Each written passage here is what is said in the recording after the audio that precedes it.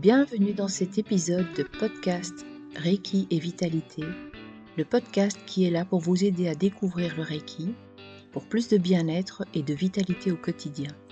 Mon nom est Sonia Tollet, je suis praticienne et enseignante de Reiki Usui.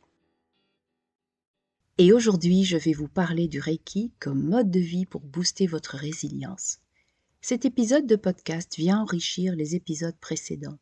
Je vous invite donc à aller les écouter si ce n'est déjà fait. La résilience, qu'est-ce que c'est ?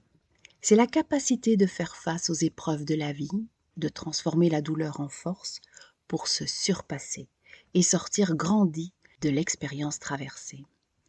Une personne résiliente comprend qu'elle est responsable de sa vie, que c'est elle qui va façonner son destin, mais que pour ça, elle devra cultiver une attitude positive et optimiste. Et face aux épreuves, le Reiki aide à être résilient. Le Reiki aide à être plus fort qu'avant. Alors, est-ce que la résilience est un trait de caractère ? Peut-être. Certaines personnes semblent dotées de la capacité innée à être de bonne humeur. C'est ce qui fait d'elles des individus qui ont la capacité de rebondir plus facilement que d'autres. Mais ce n'est pas pour autant qu'elles sont à l'abri des épreuves. De là, le contexte général viendra faciliter ou invalider la suite des événements. Vous comprenez bien que la capacité qu'elle aura pour faire face à une situation dépendra en grande partie de son niveau d'énergie. Vous pouvez facilement visualiser ici que sa vitalité reflète son état émotionnel et sa force intérieure. Si elle est habitée d'une bonne vitalité, elle fera facilement face aux épreuves qui se présentent et elle ressortira plus forte de cette expérience. Grâce à sa bonne énergie, elle aura su rester optimiste et confiante en la vie.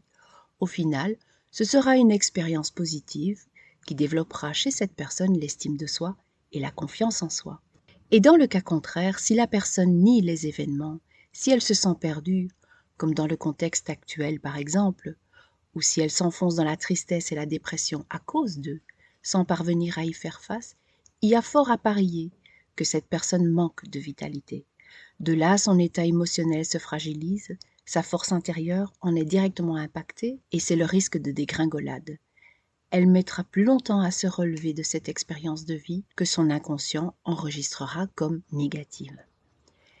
Vous voyez donc que le niveau de notre énergie impacte directement la réponse que nous donnons aux événements qui viennent vers nous.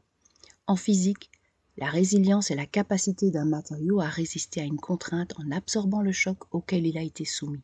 Et pour l'humain, la résilience est sa capacité à rebondir après une épreuve.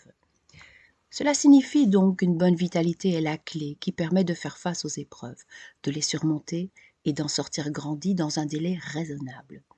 Et donc, nous voyons ici l'importance de consolider notre capital énergétique pour faire au mieux face aux changements qui ne manqueront pas de venir vers nous dans les prochains mois et les prochaines années qui viennent. Je vous renvoie à ce sujet à mes 2 précédents podcasts. Alors, tout en prenant soin de notre énergie, pratiquer régulièrement le Reiki participe à apporter une réponse favorable aux anciennes blessures qui maintiennent en nous un état de fragilité, une perte d'énergie, le manque de confiance en soi et même, intensifié aujourd'hui par la conjoncture, la peur de l'avenir. Quand on se forme au Reiki, on apprend à prendre soin de soi non seulement au niveau physique mais aussi émotionnel. L'énergie de Reiki opère de nombreuses manières et il est possible de trouver un nouveau sentiment de confiance envers la vie, que les douleurs physiques s'apaisent, mais également que notre relation aux autres s'améliore. Tous les plans de notre existence en sont stimulés. La simple ouverture au Reiki et à sa philosophie améliore notre vie sans commune mesure. Se former au Reiki aujourd'hui est une excellente manière de préparer l'avenir et d'apprendre la méthode pour s'occuper de soi et de sa santé et de son bien-être. Le Reiki permet non seulement de comprendre que nous sommes responsables de la qualité de notre vie, mais en plus, il fournit toutes les connaissances et tous les outils pour agir en ce sens et devenir autonome. Tout en reconnaissant les problèmes, le Reiki inspire un autre regard sur la vie. Et au-delà de la seule réparation, il stimule les ressources et les éléments positifs, même modestes, qui aideront à se construire ou à se reconstruire. Alors oui, parce que le Reiki nous aide à être serein et dynamique face au changement. Pratiquer le Reiki est un mode de vie pour booster notre résilience. En conclusion, il nous apporte la clarté d'esprit, la force et la détermination de créer le monde de demain. Et voilà, cet épisode arrive à sa fin. Je tiens à l'intention que ce podcast nourrisse votre réflexion et surtout qu'il vous apporte des pistes d'action concrètes. N'hésitez pas à le partager, n'hésitez pas à me laisser vos commentaires. Et puis je vous retrouve très bientôt dans un prochain épisode du podcast Reiki et Vitalité.